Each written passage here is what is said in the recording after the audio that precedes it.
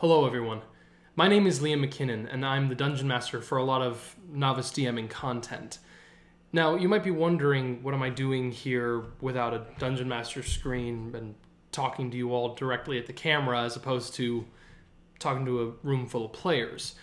Well, the reason I wanted to talk to you all directly is because you are about to listen to the very first episodes of one of our first ever campaigns that we wanted to share with you through Novice DMing's new channel.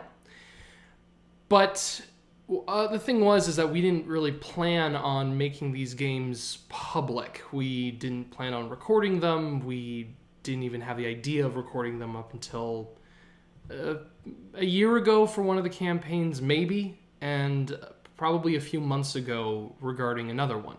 And we'll get into those specifics with each particular campaign, but before we go into it, I just wanted to say that this is something that something that I was really concerned about for a long time. For personal anxiety reasons and also for considerations of safety for my players and assumptions that nobody would really find that our content to be really interesting except ourselves. I was worried to ever really share this kind of content with people. It wasn't until a few months ago that I personally started proudly proclaiming that I am a dungeon master and even started sharing it when it comes to my resume when I submit for acting jobs. But over the last few years, I have come to find that the stories that we have been telling through our campaigns are not only amazing and incredible, and that the players that I'm with deserve to let other people see their work, to see the amazing stuff that I've been seeing them do the whole time. I realized that this game really is a community game.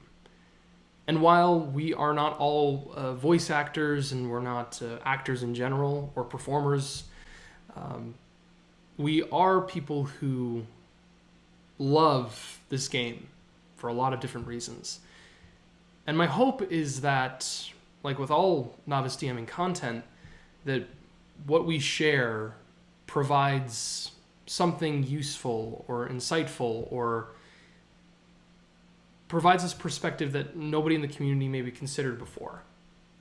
And what we have here before we begin with any of our filmed and recorded sessions, we have little snippets to share for you. Pre-recordings that we made a year ago for one of our campaigns and a few months ago for another one. These were recordings that were highlighting key moments within the campaigns, or at least moments that I felt were key. Moments that I wanted to capture, if only for our own personal records, just so we could reference them for the wildness that they had. But then I realized that these moments are the perfect setup for people to be introduced to our campaigns. They aren't video recordings, they are audio recordings, so you can do whatever it is you want to do while you're listening to this. My hope, though, is that these can give you a little bit of an introduction into the chaos and the amazing stuff that my players have been doing the last little while and that we've been able to create together. And I'm really excited to share that with you. These pre-recordings are only for a few moments, but we will get into regular filmed campaigns and sessions afterwards. But for now, I hope that you enjoy these pre-recorded sessions. The campaign you're about to listen to is our Curse of Strahd campaign. This was my first ever pre-written campaign, courtesy of our player David. This was a campaign we started back in January of 2022. And we started doing a bi-weekly game with this. It was a wonderful experience, and it was a crash course in me understanding what, as a dungeon master, I could potentially do better, but also kind of structuring of an actual story. It was really, really fun. But it's also very dark. Curse of Strahd has been known as a vampire campaign or a gothic horror. Really, what Curse of Strahd is a campaign that dives deep into people's personal appetites. Gothic horror is not just a horror story or just a general wash for, Gothic. it really is a exploration of horror as we ourselves become the monsters. We're the individuals that gain control and become the horrific things that we are hunting down. Because of that, Curse of Strahd can be very difficult content. It can be very upsetting, and it deals with a lot of personal elements. There's a lot of emotion that goes into Gothic horror, and there's a lot of emotion that goes into this table. But the players, Noah, my brother, Padon, Kylah, David, and myself, as well as Abby, we all go into a very interesting weave with this game. I don't know how to explain it. A lot of crazy things have happened. The game has expanded my knowledge and understanding of what was possible for player characters, and I take on a lot of agency with this and take a lot of risks as a dungeon master, and my players have taken even more risks. But I'm really excited for you just to see, to listen to just a little taste of the craziness that takes place in this campaign. I'm really excited for you to listen in on our Curse of Strahd campaign. And the final thing I will say, of course, Curse of Strahd is Wizards of the Coast property. This is simply our adaptation of it. We have changed a few things, but the structure of the campaign and a lot of the things that you'll hear about it, aside from the player characters' names and maybe their personal connections, that is Wizards of the Coast property. Thank you so much, and please enjoy. Actually in a headstand, yep. Yeah. Get out of my head, daughter! Okay.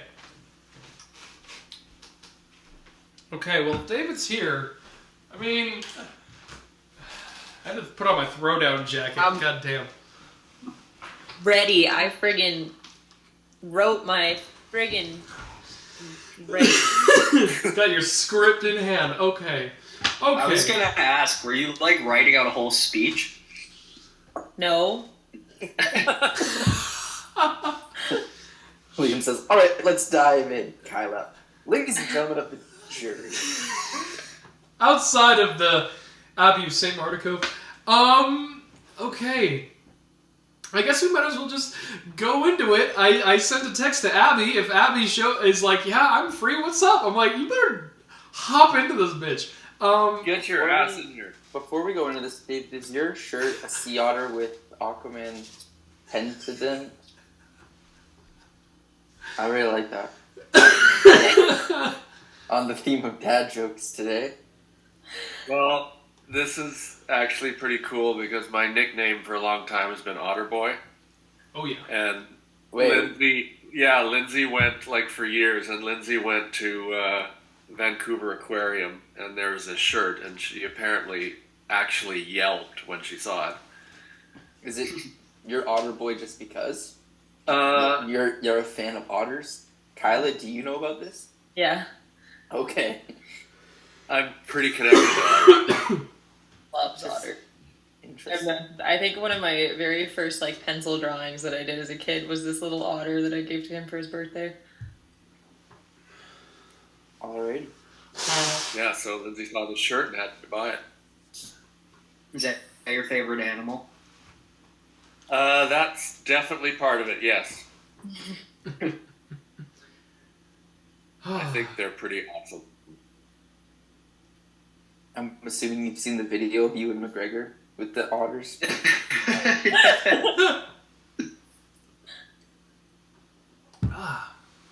You know, with all this like kind of nice stuff, I'm kind of like, we don't have to worry about this. We don't have to dive into this shit. I was just trying to lighten the mood. It's all Yeah, saying Everything's yeah. fine. Yeah, everything's I was good. trying to lighten the mood. Okay. And then we'll dive into the Yeah, we're Liam, I good. think you ought to get going. emotional damage. Oh, yeah, God damn it. We're doing this now. We're in it. Okay, bad puns right there. All right. Throw down jackets on. That's 1 point. We come right back. Right outside as Wystera, Maybe we're you gonna wake keep up. score. You wake up immediately, hearing Squally expressing the desire potentially to like go to Castle Ravenloft and leaving you behind in with a commanding voice you've never heard Squally had before. And I guess with that, I'm just gonna fuck off. I guess I'll just sit back. You gotta take it. Does anyone? Wystera sits up. Oh, go ahead. I don't know. It's all good. Wystera sits up and says, "Well, it looks like somebody has just grown a pair." And stands up and throws her arms open and says, "Strahd, we accept your gracious invitation," and waits. Squally at this point does one of these, like he's like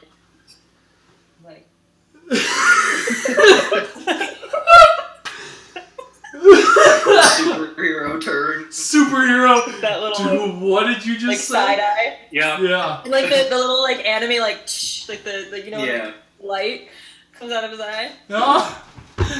Oh, that's so. He waits. He doesn't say anything. He waits to see if Strahd responds. Okay. That silver light gleams in your eye, Squally, and you wait. And you wait. And you wait. And nothing happens. All Okay, so Squally takes a deep breath. while this goes on. So he breathes in Not really entertained. deep. Like he just goes.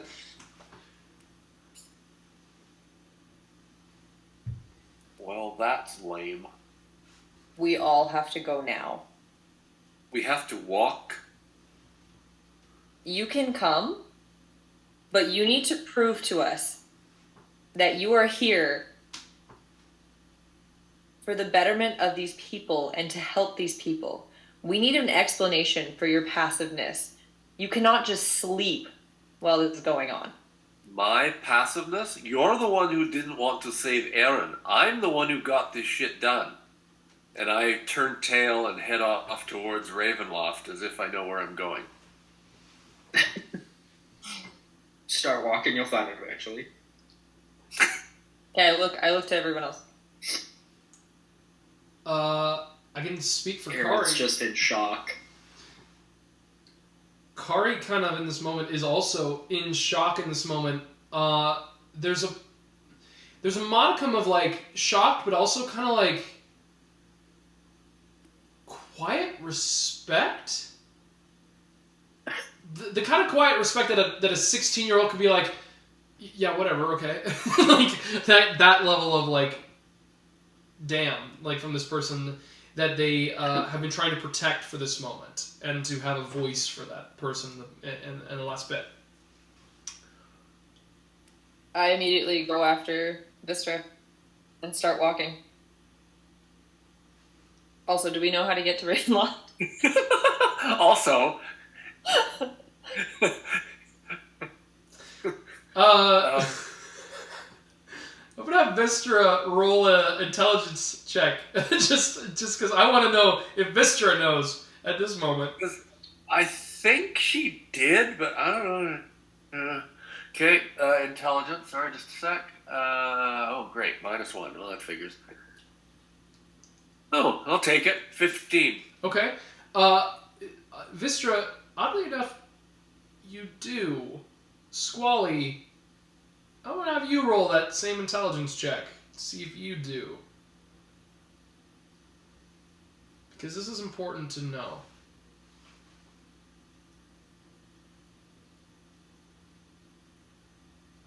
I'm sorry, I may have gotten distracted for 2 seconds reading something. Can you repeat that? Yeah, just an intelligence check. Thank you. 15. Oh, wow. Interesting. So so this is what's important. Squally, you know Wystera's trying to prove a point here and being like, I know where Ravenloft is and you guys are going to follow me. The thing is, you also know where Ravenloft is. It's not a mystery. When you guys came into Barovia, you guys could see it looming over the village of Barovia. It's on the opposite side of this valley. You also know that even if Wystera was kind of like, oh, I don't necessarily truly know, you know that there's no real way to get it wrong because there was literally a signpost that directed you guys to Ravenloft. And this is important because you know that Wystera is kind of like a confidence in like, yeah, let's just go, this idea. it's as if she's already, like, she's saying, let's go and do this impossible task, and I'm willing to do this, where there's no way to fail. And you know that too. And you're both on this equal plane. And there's this weird thing. This spirit that you've allowed to inhabit you gives you that confidence to acknowledge you're on that equal playing field with this person, and you don't need to hide it.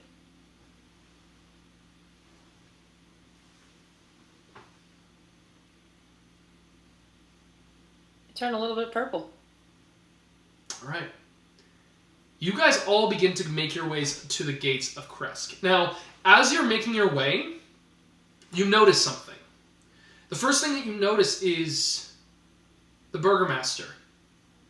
The Burgomaster is currently blind. As Eren acknowledged before. Eren, you saw this. He's coming out of his door, like faintly. And you can just hear him go, Anna? Anna? Calling out to his wife.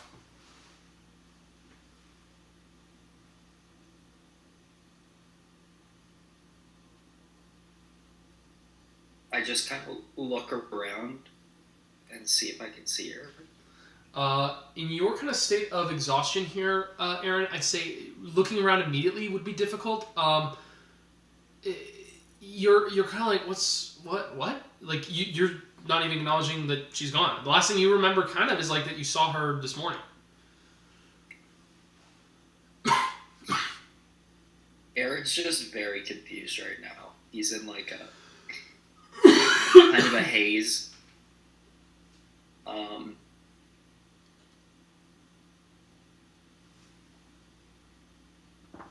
And he just kind of keeps walking. Mm-hmm. All right. Hide Rufus. Do the rest of you just continue to walk? Do you do anything at all?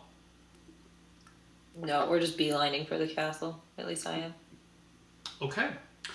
You guys, seeing the Burgomaster just appear, begin to go to the actual gate. Now, the gate is opened up to you as you all begin to prepare to head off. Maybe we should get the wedding dress instead. Not ready! That's Do today. today. That was going to be my opening line when I woke up, but I decided against it. For walking through Barovia, though, do we see Fiona anywhere? You acknowledge, Trying or Irina. You see Irina, like at the pool. You see her at the pool. No, Fiona, the one who. She's in Valaki. Oh, sorry, I got confused. That's okay. Yes, I was like, isn't she gonna stop us from coming in? Yeah, luckily that's the other one. Gotcha. Okay. As you guys all begin to make your way, I need every single one of you to roll a d20 for me.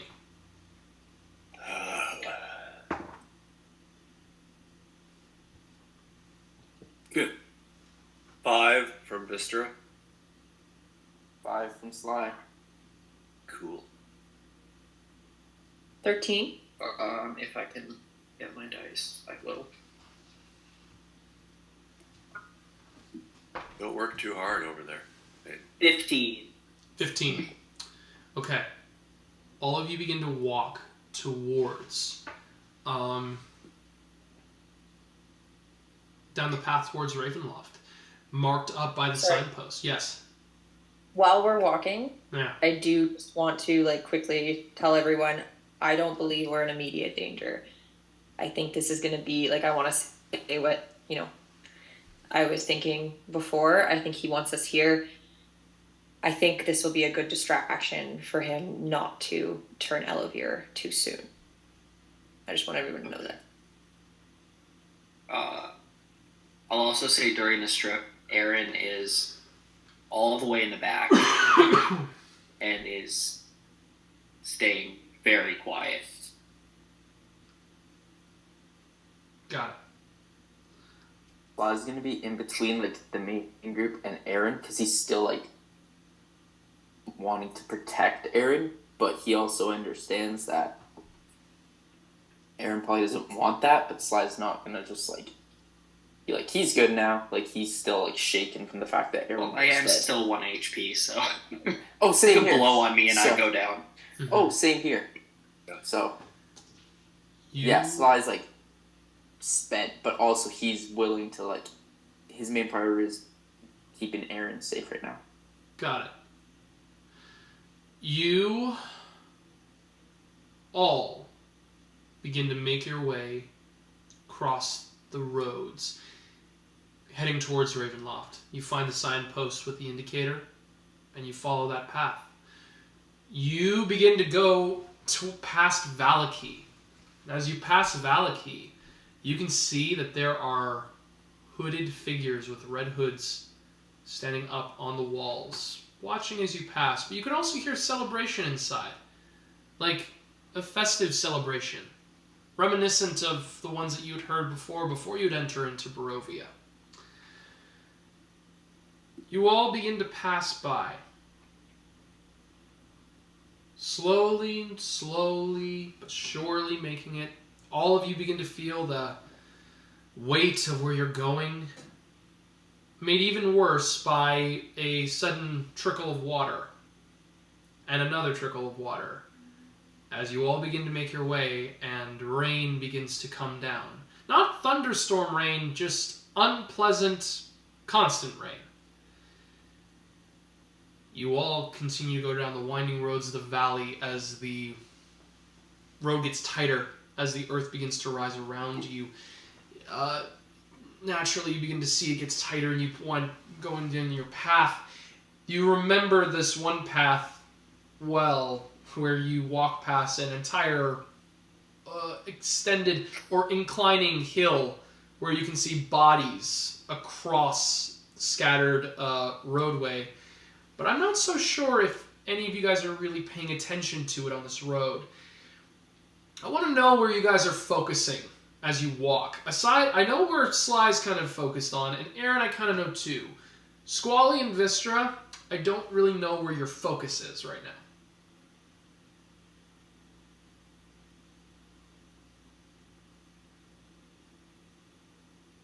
I think at this point, Squally is only considering Strahd. I think because he feels so unequal with Wystera, he's playing off her choice to come or her choice to go on forward as guilt. That's kind of how he's chosen to write it off.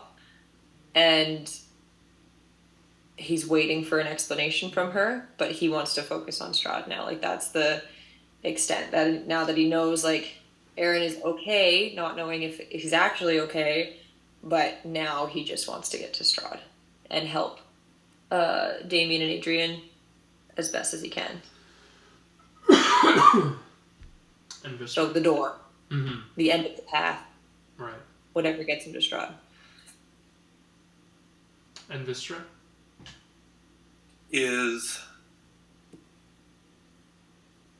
in her narcissism quite proud of herself that she thinks she has brought out this new confidence in Squally, and is quite happy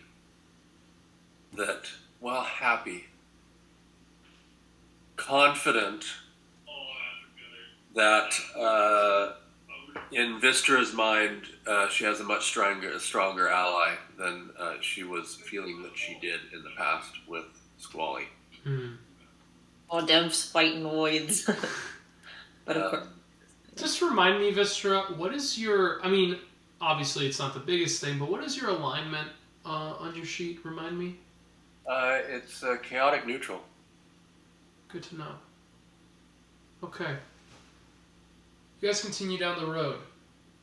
At a certain point, you get to these pillar stands where you can see there's the great separating wall that divides the valley, basically, where the village of Barovia and Ravenloft are by themselves, by this like kind of standing road or just giant wall, similar to the main gates that enter into Barovia. They stand similarly, except these ones are much more weathered. As you're all walking, Squally, you hear something.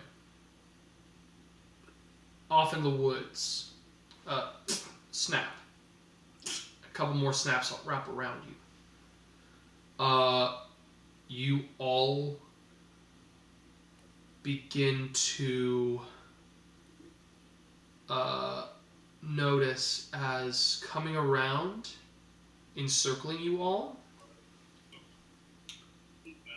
massive wolves begin to come through. And you all see about 8 dire wolves all begin to come onto the roadway. All of them begin to circle around you, coming out.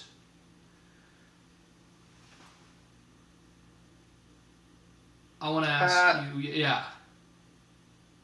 Squally wants to immediately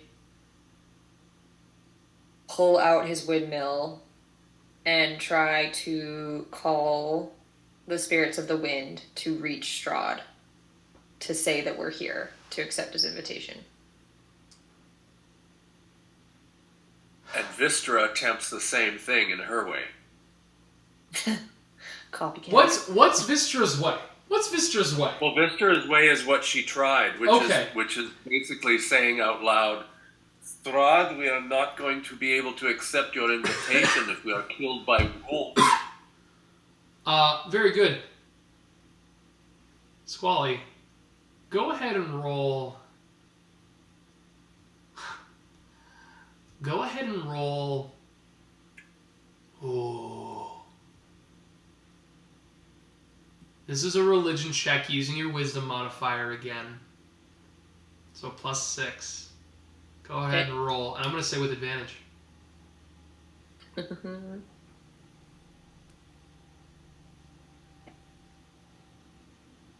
20 dirty. 20 dirty. Yep. Okay. My first one was in that one, though. Okay. Also, I'm just going to say, at the sight of the wolves, Sly's just going to grab out his dagger and kind of Got it. back up towards Eren to try and, like, protect him right now. Even though he's super weak, too. As soon as Wystera mentions about the idea of Strahd coming to this power, you all hear a voice come through the woods. This rough and gruff, deep, billowing voice says, "Unfortunately, Strahd's not holding any power here right now, darling." And you see, standing in the tree line, a muscly, dark-haired, scraggly individual with a full-patch beard off in the distance, looking directly at all of you. You hear him take his hands up, clap them, and as he does, the direwolves all begin to encircle and surround you. They go... Okay. 3 of them go immediately towards Malton, who has been with you guys kind of in the mix. And 2 of them latch up, grab onto Malton, and full fangs into his arms, and then the other one, like, into his leg. He goes, "Ah!" The rest of you, they begin to approach Squally. As they begin to make their way over, you feel yourself trying to channel the spirits around you, trying to get you to ascend over. As these creatures come around, the same level of confidence that billows out from you in this moment, that same command, a direwolf is coming right towards your face. All of a sudden, you see a creature manifest as sinking into the earth, the air, and the wind comes out, and you could swear it was some kind of creature, bursts out from around you and just smacks the direwolf in the face, putting it up onto its backside. This massive, it's like an 8-foot tall wolf, just smacked in the face and falls up onto its side. And then another one manifests, and then another, each of them batting up against all these other wolves around the rest of you. Molten, however, is clamped down by 2 of them. And the 2 of them just kind of pull out, and Molten is screaming in pain at this moment. All of you, I want to know, I'd say everybody except for Squally can do a reaction in this moment. What do you all want to try to do?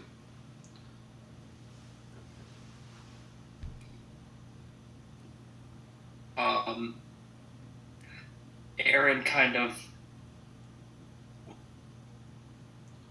he sees this happening and he wants to yell out, he wants to say something, he wants to grab his hammer, he feels like he has to do something, but he just feels kind of frozen.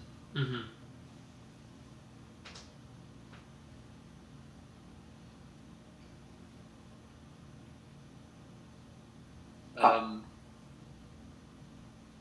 How far are the wolves and this guy?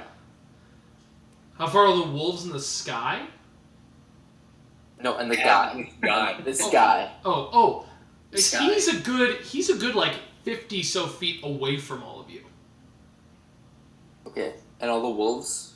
All of the wolves right now, they're kind of surrounded and encased around you guys. So they're kind of scattered around.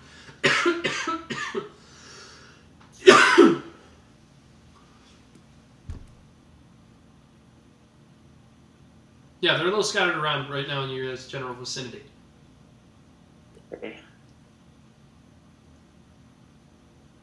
Yes, Sly's just gonna kind of hunker down. He wants to just get in a fight, but he knows he can't right now. So he just kind of hunkers down, prepared for something to happen. And he just has his dagger drawn, and he's kind of eyeing, or not eyeing, but he's. No, he just has his dagger. All right. You notice Sly, that this individual kind of clocks you across the tree, just kind of stares at you for a moment, as one of the wolves kind of passes by as the glance goes away, and tries to get closer to you, but kind of pulls back a little bit as they see you hunkered. And Wystera. Yeah, I call to Squally. I just yell, Molten! And Wystera's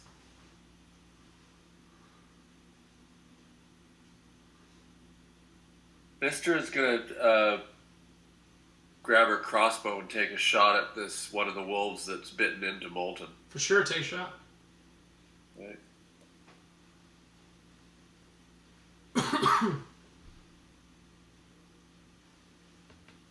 18 to hit. That is going to hit. 1d6, which I didn't have ready. Didn't know I'd be doing this. Plus dex, which is 1. Okay. 6 damage. 6 damage. That arrow smacks into the wolf's face. The other wolf, it almost seemed like the 2 of them were fighting for Molten. The other one lets go. And the other one holds onto his leg and just immediately pulls him deeper into the woods. That other wolf, though, with this bolt kind of into its body, stops. And as the other wolves kind of begin to scatter from Squally making manifest these creatures, this one wolf stays. And the rest of them begin to move away. This other wolf, though, is going to stay here. I need you guys to roll initiative.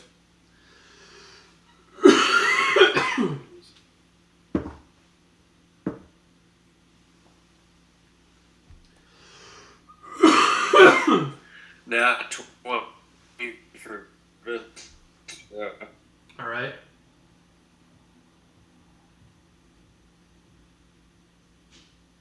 Well,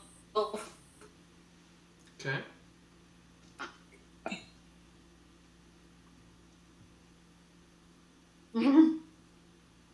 Sorry, my internet just kind of statically went there.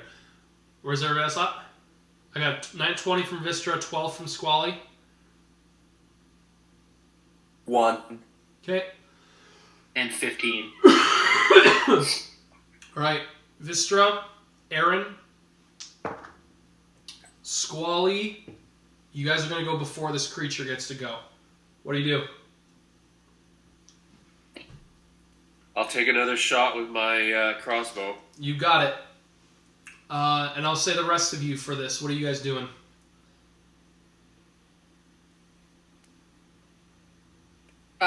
do I have any sense that my channeling Strahd is going to break if I do anything else? You have a strange sense that you have the potential to send off something directed towards this creature. And you have no idea what this is, but you can feel it. You just have to send it off to it. You just have to direct it. I want to direct it. All right.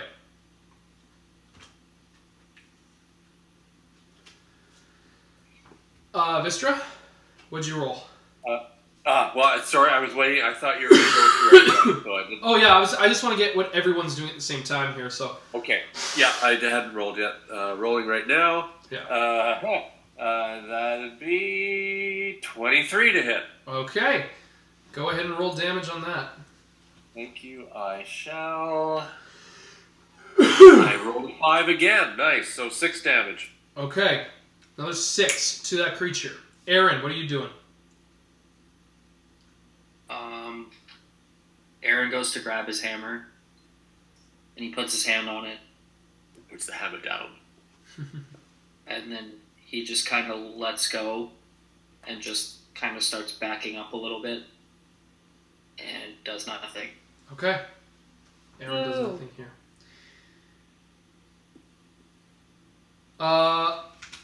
Squally. I actually have a question for Sly. Sly, is the smoke billowing around you or no? No. Okay. Not at the moment. So Squally. Mm-hmm.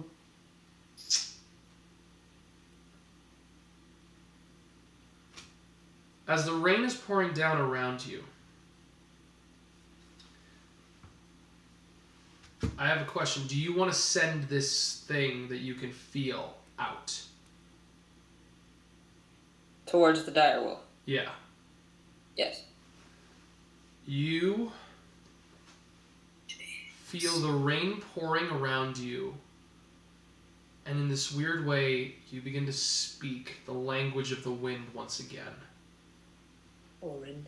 As the spirit and that flow of wind begins to come through, you begin to notice that faintly the wind comes and leaves your lips. And as it does, you begin to see something manifest in the rain as it begins to propel itself further and further until this creature seems to take form from both the wind and its freezing of the rain itself, until this like little ice thing begins to make its way directly towards the actual wolf.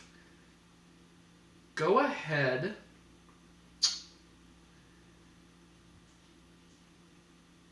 Yeah. Go ahead and make a roll a d20 for me, please.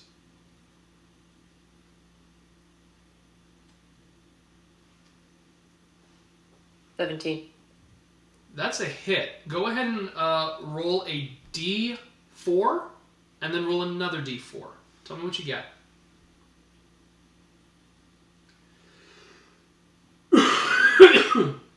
Then what? 3 then 1? Okay. All of a sudden, this little tiny creature runs up towards this direwolf, and claws manifest and scratch it across the eye, leaving a streak of like a wound across it, but also like leaving something cold manifest onto it.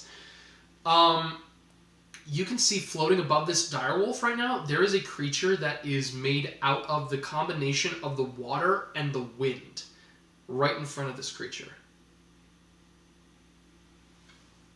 That's dope. I'll say that's your action. Is there anything else you want to do? I still want to try to hear, like, I want Strahd to speak through his spirits, or I want to hear his voice. Okay. At least. Or I'm trying to. In some way. You got it. Go ahead and make a persuasion check. Let's say. And with Wystera doing this as well, I'll say make it with advantage. Okay, well, I just got a nat 20, so. Okay. Alright. I'm gonna roll something here. Okay. The direwolf goes next. But it doesn't attack any of you, it swipes at the creature in front of it. That will be a hit. The direwolf claws at this creature, and you see ice shards flow off of it, and they turn immediately back into just like water, turning into the rain.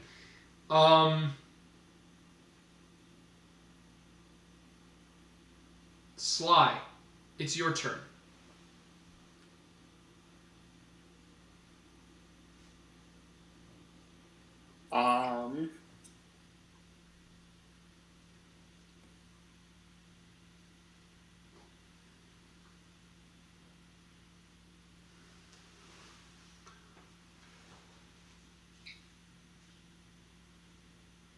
Sly's gonna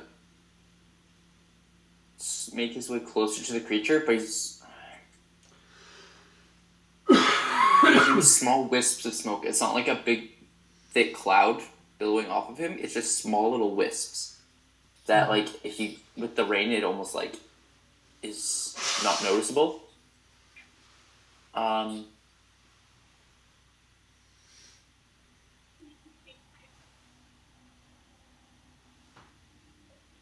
Yeah, and he's just gonna kind of take a support stance behind the others right now.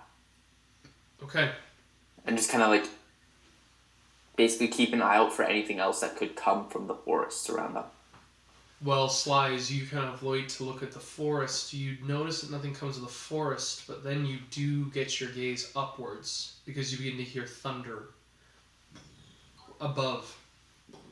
Manifesting above you guys, you can see a swirling bit of cloud coming and looming near over you, and that cloud begins to pull around and around until you guys hear a crackle, and then another. And then as soon as you see it, before you even hear it, a streak of light bursts from that cloud right down onto the direwolf. And then you hear, as lightning strikes the ground in front of you, the direwolf struck by lightning as it shoots and scatters, and it fizzles almost as if burned by this. The creature lies before you motionless, and the creature that was like near its face is also struck and bursts into ice shards. The clouds begin to dissipate. You hear, or you look over Sly to see the individual that was by the tree has disappeared. Molten is also gone. And you all hear... Oh, yeah, sorry? Sly? Or Squall? Sorry, Molten is gone? Molten is gone. He's been taken by these wolves now. Okay. And you guys hear the doors, the gateway doors, open and begin to open up to allow passage.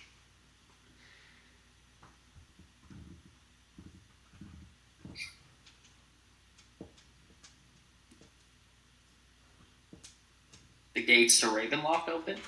No, the gates opening up the valley road again, they open. Because these gates close off that portion of Barovia.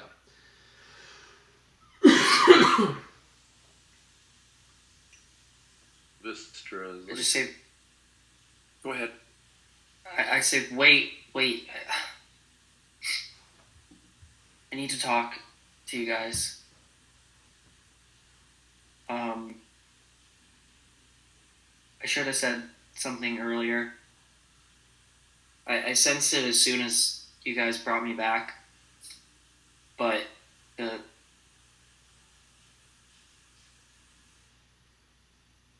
if you've seen the spirits that kind of, they're part of me, they help me, they're gone.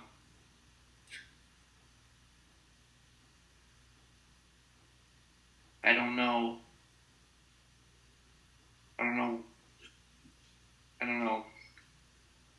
But when I'm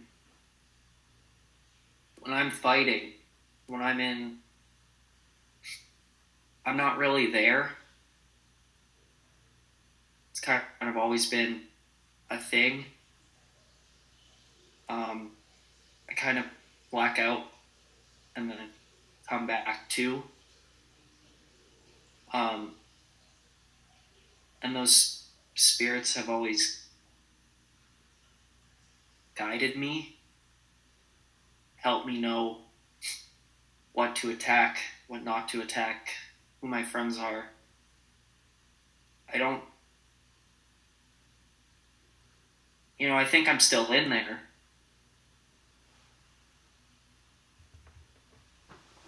But I don't know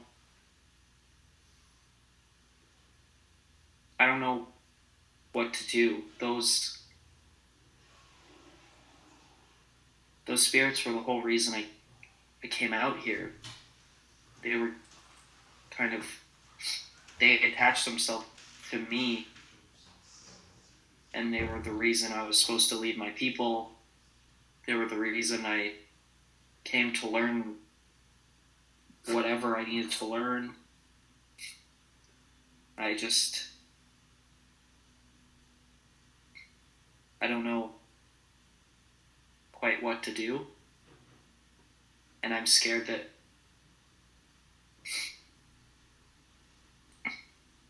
if we start fighting, I'm not going to know who to attack, who's my friend, who's not my friend. Did they have names? I didn't really know their names.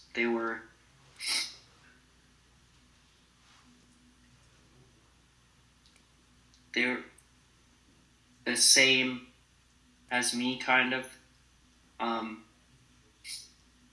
In my village with my people, one person is kind of tasked with leading, and that person,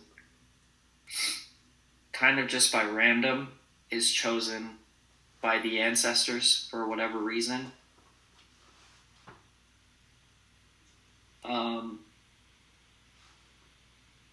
And the ancestors kind of, attach themselves to that person. I never thought it was going to be me. It kind of just became me, and then I left and I came here to try to learn what it means to be a leader, to be able to protect and fight.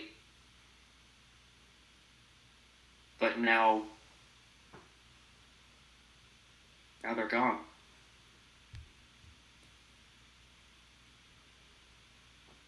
Does Radovan, like the spirit that's taken over me, does he like relate to any spirit or ancestors, like completely separate from what Squally has experienced? This is a completely separate thing, because what you equate with this is that, I mean, if Radovan is the main driving force, Radovan is so self-individually focused that he doesn't it's like yeah, okay, great. Like, this is kind of the trade-off. Squally's quiet nature allows for calmer reflection. Radovan is very reactive. And unfortunately, that with this like this moment is kind of one of those sobering moments where it's almost like Squally can hear this and can choose at this point. I don't even necessarily know if it's possible to choose. I'd say if you want Squally to try and break back through, to take hold of this moment, you could let that happen. I think Radovan is taking hold until they get to Strahd. For a while.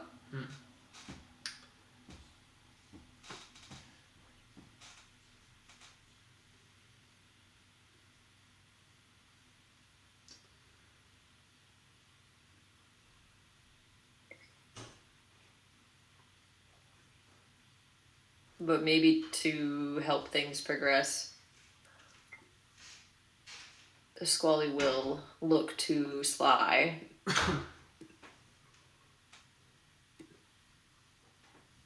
And say to him, maybe you can trust your most honored friend from now on.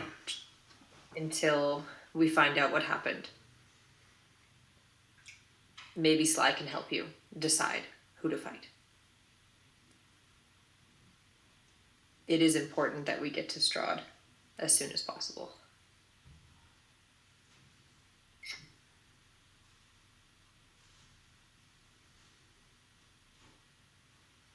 Sly just puts his hand on Eren's shoulder. Or probably not shoulder, he'd be hunkering down too much. Just puts his hand on top of your head, assuredly, and gives you a nod. Just and gives you a look aw, I'll show you who to fucking kill. Daddy Sly. I do not want. No. Oh, come on, Noah. We can be dungeon No. daddies together. I politely decline that name. I just... the truth is I came here for those reasons. But now I just feel attached to all of you. But I don't know what's going to happen. I don't know if I'm not as strong without them. I don't know. I don't know how much control I'll have. And I just don't want to hurt any of you.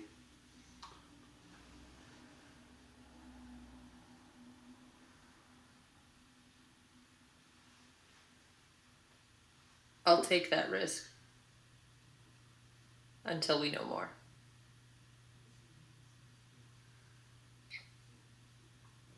Man, Wystera's having a really good heart-to-heart, and I can't hear a damn word. What happens will happen. Let's go.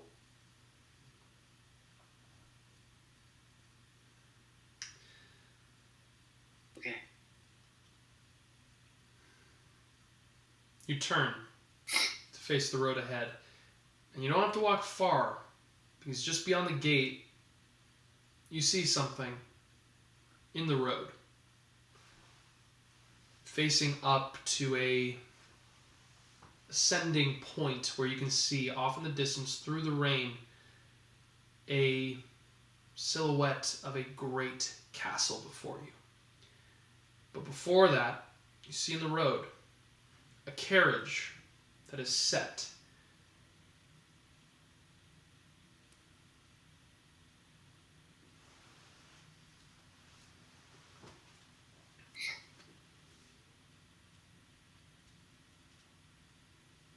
Does it say anything? Is there a note? On the carriage itself, Is there a guy with a card? Please There don't is- take it.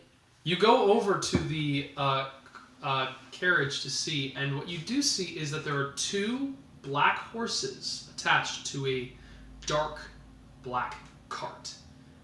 This carriage itself, or the black carriage, it's very elegant. You can see that there are lanterns fixed to it. And at first you turn to see who could be illuminated with this. There is no one in the driver's seat of this carriage.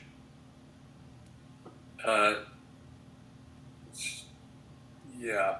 Wystera turns to the rest and says, I believe this is Strahd's invitation. Hop into the carriage. Who of you has the invitation that you were given? Wystera, you go to walk up to the carriage and you bump your face right into the door. I'm a walk through, I'm a walk past Wystera. As Squally goes to the carriage door, the door opens. And I hold the door for Wystera. Thank you. Love the pettiness. I just love how this is all just like feeding that fire. I just love this shit. You go into the carriage. All of you begin to go in. It's very nice. It's dry, but it's comforting. Very elegant. I don't know what that kind of cushion material is, where you can have like those little like kind of, you know, those buttons and that nice kind of, you know, velvet kind of cloth work.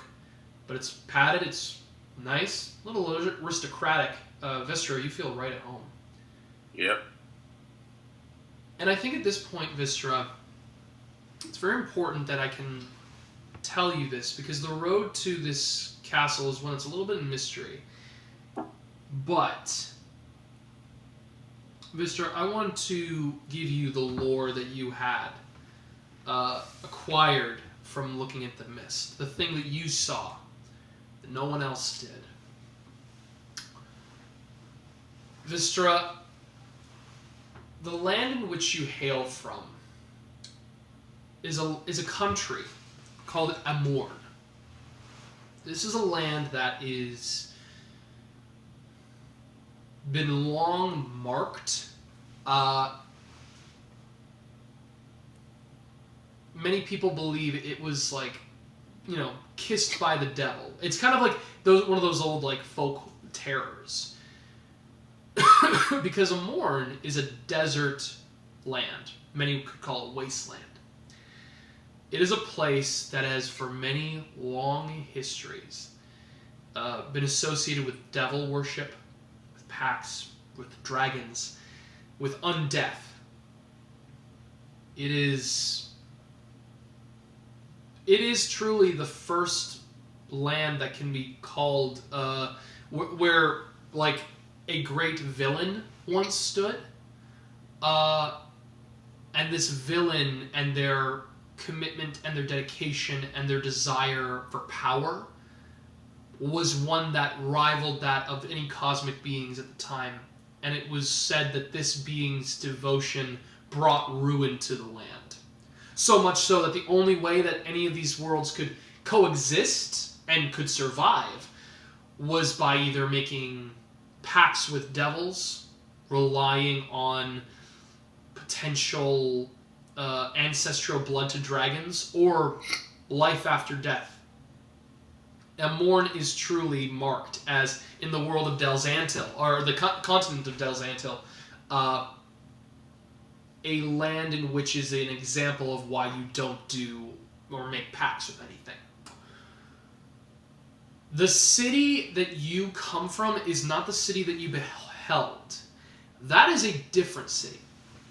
That is one that the history of it is very complicated to those who care to look. It was rumored that that was one of the cities that was responsible for causing all of the grievance that is brought to your land in the first place, that whole country. Because it was the one country that stood up to say no. And it was the one country that was trying to change things for the better. It was trying to... in the great history of the world, that city, that fortress, that castle, you remember, is a place that your family was never to go to. Not because it doesn't, it's not like it's necessarily scary, but it's because that place in particular has been punished and marked. More so than the devils, more so than the undead, more so than dragons. It's been marked by the inhabitants of that city as a place that is cursed because it was aligned with both good and evil forces. And it's strange. You recognize that that place heralded a great warlord who was a fighter for good, and then many centuries later birthed a king who was more cruel and more malicious and more tyrannical than any mortal being could have any reason to be without devilish influence.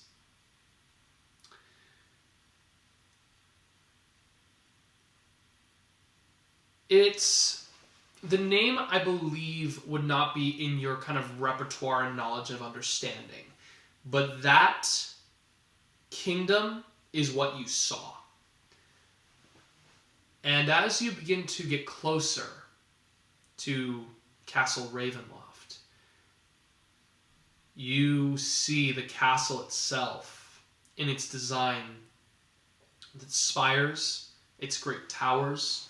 As you approach a gateway towards it, the walls that encompass, you see that what you begin to notice is that this place has a striking, almost architectural resemblance to that place, as if it was made by the people who originated from there. You feel yourselves go across a almost rickety bridge, as you can, anyone who wants to can make a perception check at this point.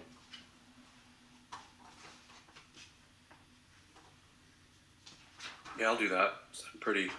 I'm paying attention pretty sharply. I think I'd like to. For sure. Fly rolls at 9. Wally rolls. Eren's still really in his head, so he's not really paying attention. 18 for Wystera. 18.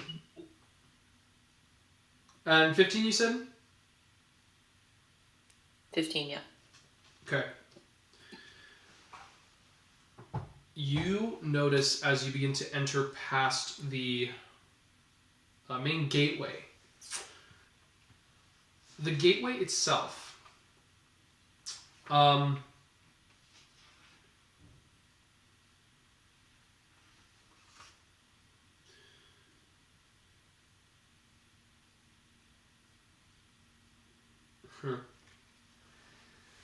You see that what you guys have is that you are by a drawbridge that allows you to cross over. The rickety feeling of getting past this area, you look out and you can see with the castle, you begin to enter into the courtyard. You can see that the walls encompass around you. At the very center, at the very main entrance of the door, you can see probably this thing rises hundreds of feet up in the air. And at the center, you can see that there is this stained glass window above the main doorway, probably a few dozen feet. Wystera, you can kind of clock that there's a figure behind that glass. But what catches you immediately is that surrounding this area, you can catch that there might be also a creature or two on the roof of the castles, on some of its areas. You can't make them out for sure, but you can see that there might be some individuals crawling around this castle. But one of the things that almost all of you clock is an individual standing in the rain in the middle of the courtyard, hunched over, covered in a cloak, holding a lantern. The carriage stops in the center of the courtyard, and the door opens for all of you to leave out, rain pouring down.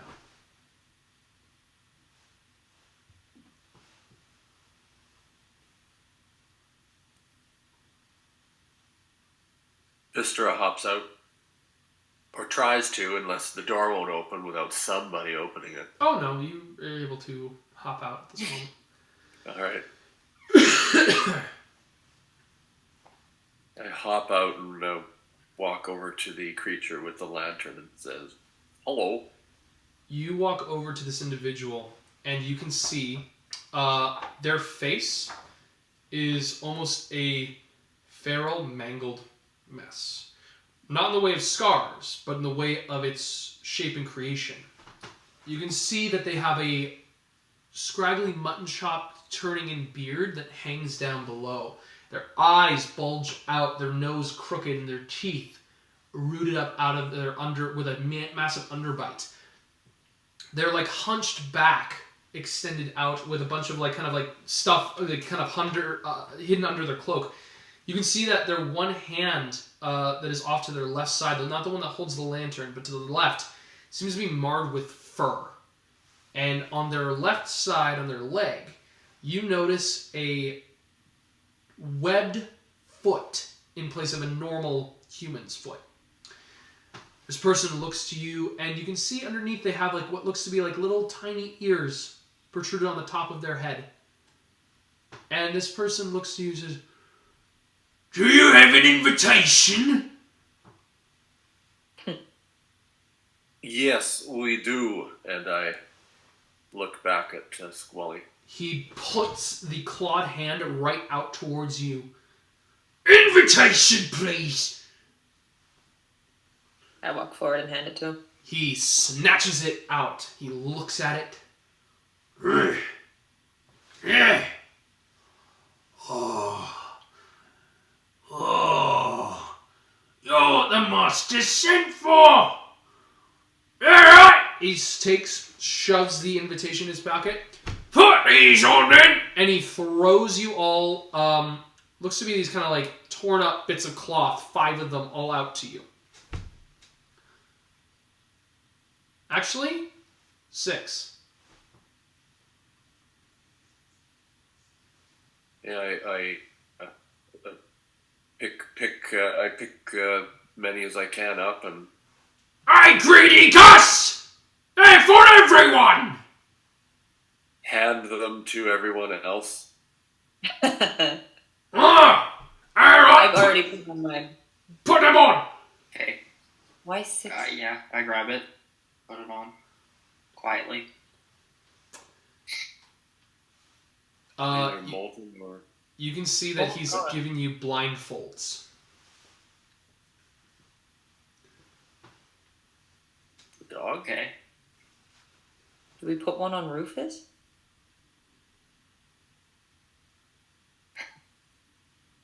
I guess. You guys go to put on Nicely Rufus. You go to put on Rufus is like, "What are you doing?" Who's this one for? He looks kind of around all of you, circles a bit. They're like, "Ah! Oh, there's supposed to be 6 of you." One got dragged off by dire wolves.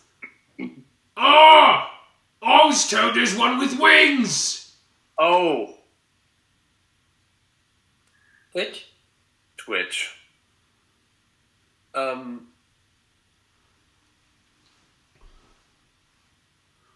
Twitch is currently... Okay, I'll go Which can't inside. be reached right now. Yeah, yeah, I need to do something to get Twitch back, and I haven't done that yet. I will hold on to this cloth and bring Twitch back in a moment. Alright! Well, I was saying nothing about no mutt. And you see him kind of grab Rufus, by the scruff, and just kind of looks at him. Alright.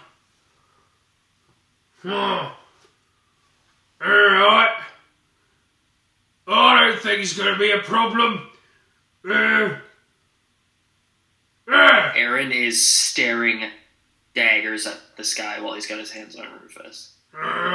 He just kind of looks at the And creature. he feels the rage, welling up. Slowly, Eren, you begin to feel something in your chest resonate. Something begins to... You can see it, no one else can. A faint bit of light beginning to spread out across your mark. And also, something begins to sting your face, but you can't make it out. My face? Something begins to hurt your face. Oh, jeez, okay. When I feel that, I try to, like, snap out of it. You do, and it goes away. Alright! Yeah, that's right there. Put these on!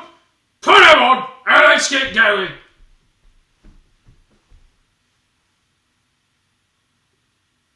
I'll put it on. I put my on when he threw it to me. As all of you... Oh, sorry, yeah?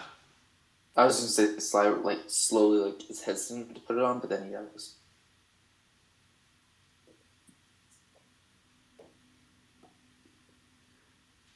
As all of you guys have your blindfolds set, Kari does kind of that same hesitant thing. She's going to try to stealthily hide it. Okay?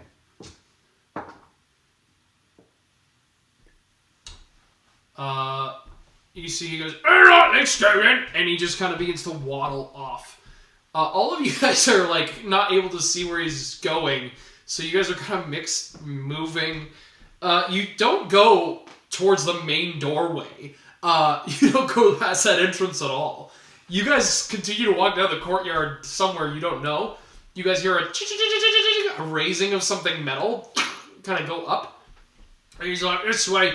You guys bump into like a tight wall. It's like, no. And he just kind of guides you all like through like haphazardly as you begin to rush in. I would like to have all of you roll perception checks with disadvantage.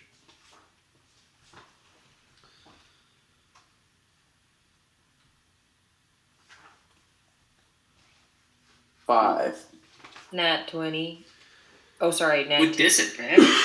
19. 19 with disadvantage. I was just stoked about the 20. Oh, wait. I also rolled a nat 20. Perception? Oh, so 22.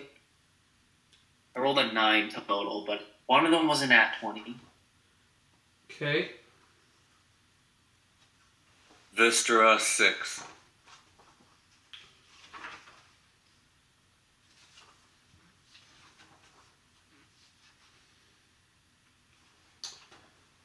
Okay. You all begin to make your way through. Squall, you begin to notice a couple things, probably better than anyone else. You guys begin to go into one room, and oddly, you come into the space, and you first go inside and you hear a door open. There's a key that turns and the door opens. As you go in, you all come through into a room, and it still feels a little tight and you can't make out all the details, but Squally, you kind of get this sense of mustiness, as if a room has been neglected for some time. Kind of feel it all around you, like a little bit of dust in the air. You continue to follow along the path that is currently being that you're currently being guided to.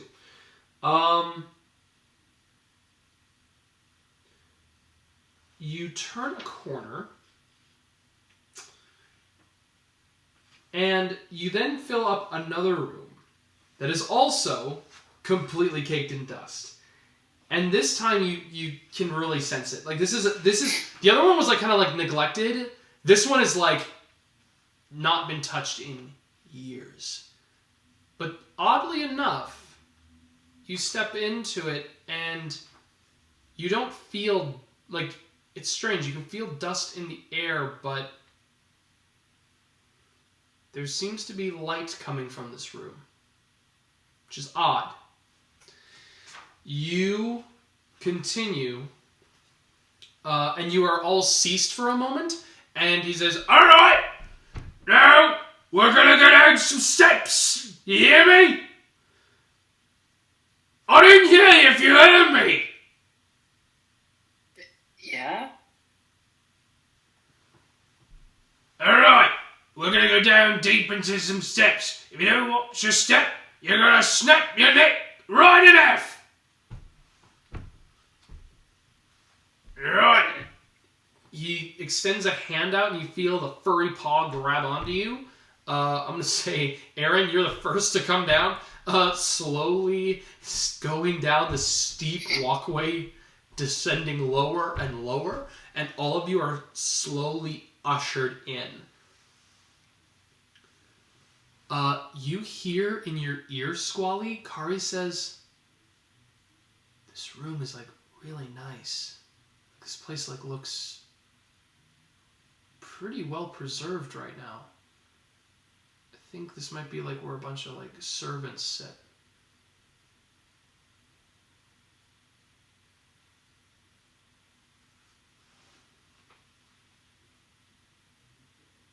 You might be right. You all begin to descend the stairs. Making your way in,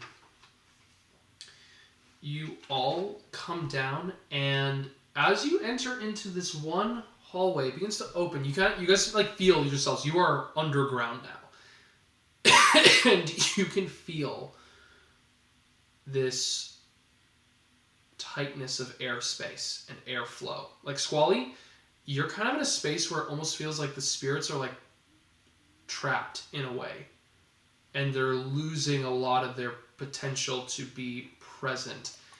And Radovid in this moment is kind of, it's a weird thing. You begin to notice that confidence that he has is now kind of wavering at this moment. You all begin to make your way through. As you're stepping in, anyone who rolled above a 10 can really smell something. There's something that's cooking right now. And you can smell it coming from off on your right side, your door. You can also, Squally, I'd say hear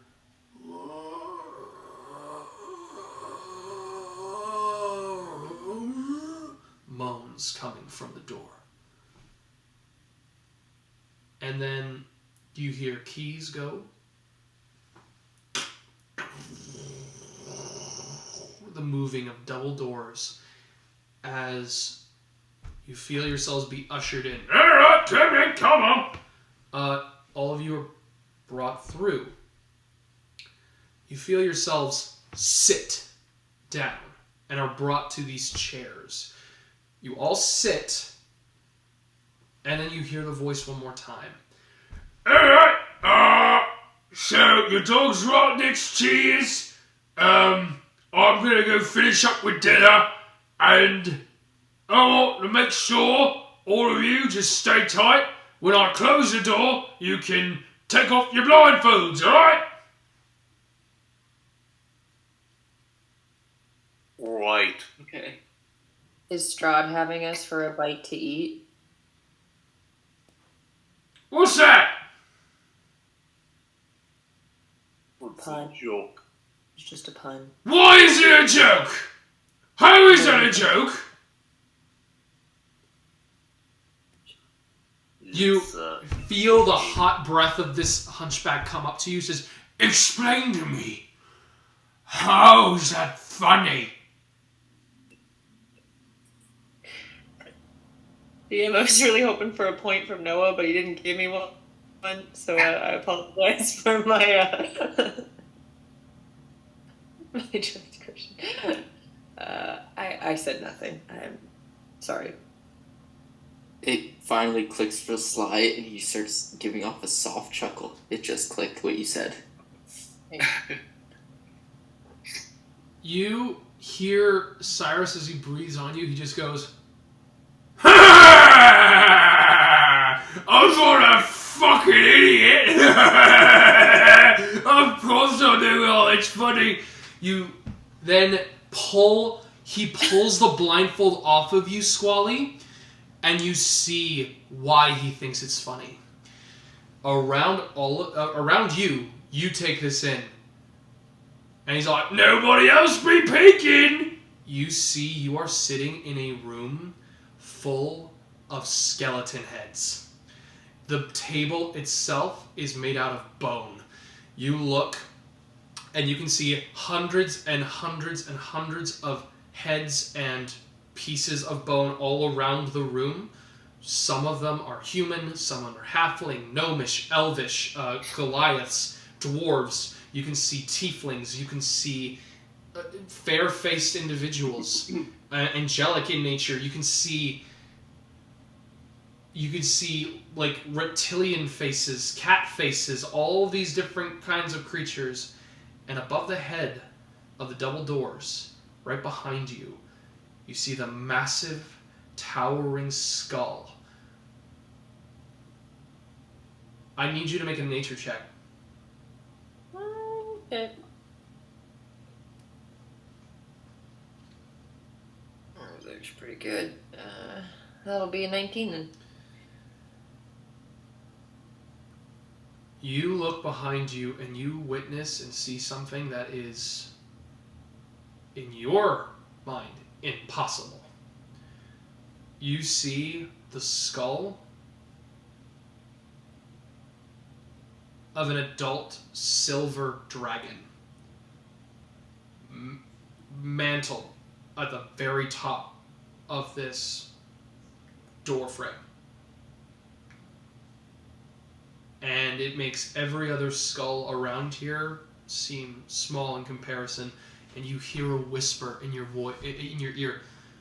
I know why it's funny, because my master has taken a bite out of a lot of things in here.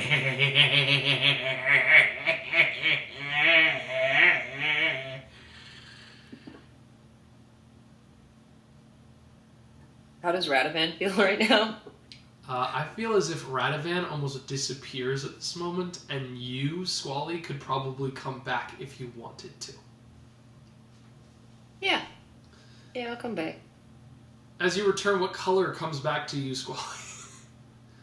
Pale white, like clear. You see this creature go, oh! Look at this little trick!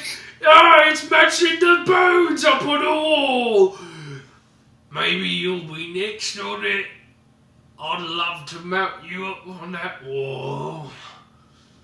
Squally immediately like Oh my god. So Wystera steps into this. Has he taken a bite out of anything recently? I already laughed at that joke! Shut up! Alright! None of you take your blindfolds off until the door's closed. This one gets a special bit.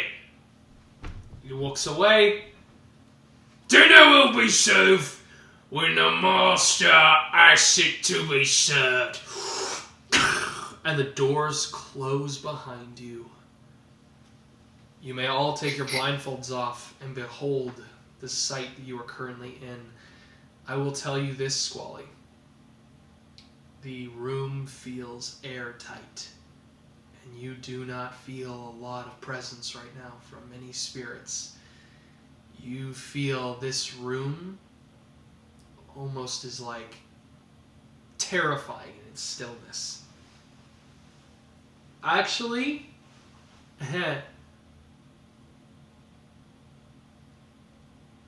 oh, you know what? I think I'm wrong here. Yeah. I think I am wrong. Squally, this isn't a still room for you. And the reason that Radovan disappears in this moment is because instead the reverse is true. You feel in this room the air is thick with screams and howls and cries of thousands of creatures being slaughtered at their very last instant. You feel the weight of this place, and I need you to make a charisma saving throw for me, please. Grab. Yes, hello, Nana.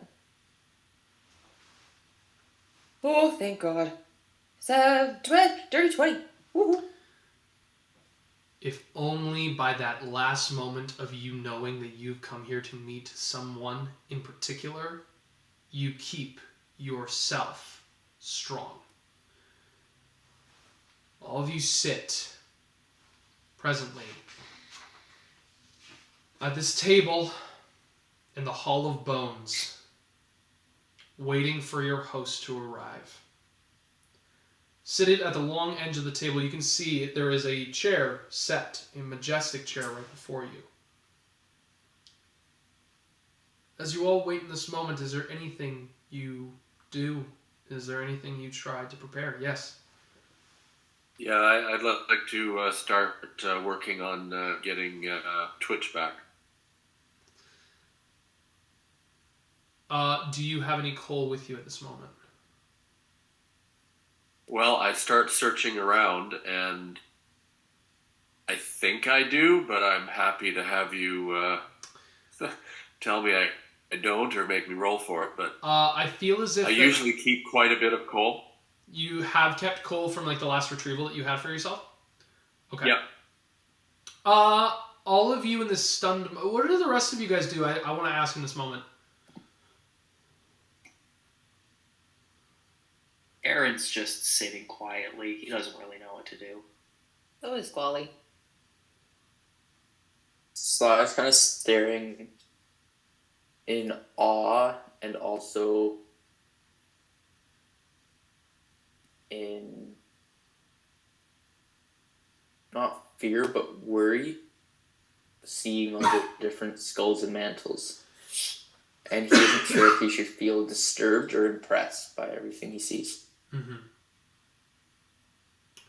As all of you are taking this all in, you guys see Wystera is just setting up this whole structure up on the table, getting this all done right there, right in front of you guys, getting this whole ritual casting prepared for Twitch to be brought in.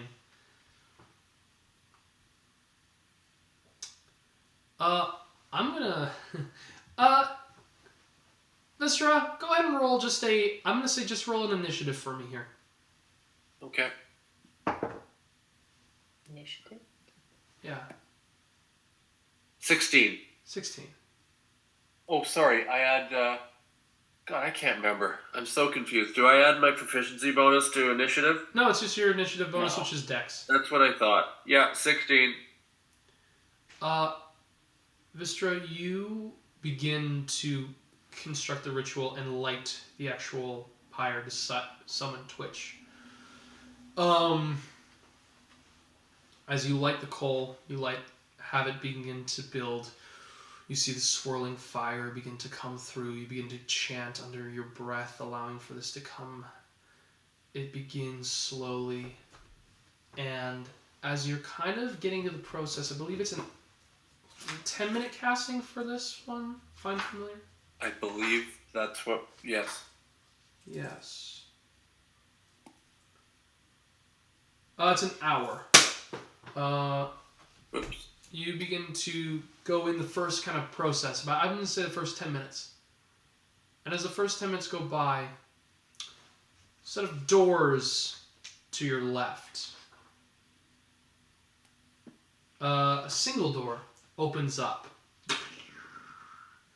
The airflow, as if trying to escape, tries to turn and then flows back in, Squally, and you can feel the shift. And as that shift goes, some of the coal kind of pushes off and the fire begins to die down a little bit, Wystera.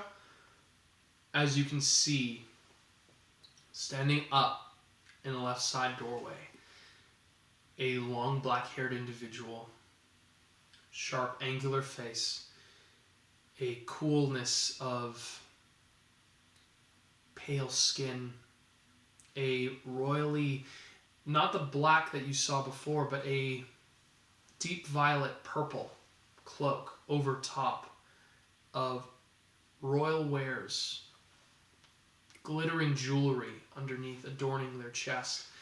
This person stands before you. No mist behind, no fog. No sense of, well, anything other than their purest form and essence. Their eyes peer at all of you. They stand proudly, tall, and they immediately speak to you, Wystera, and they say, "Oh, please, do not stop on my account." And that's where we're going to end the session tonight.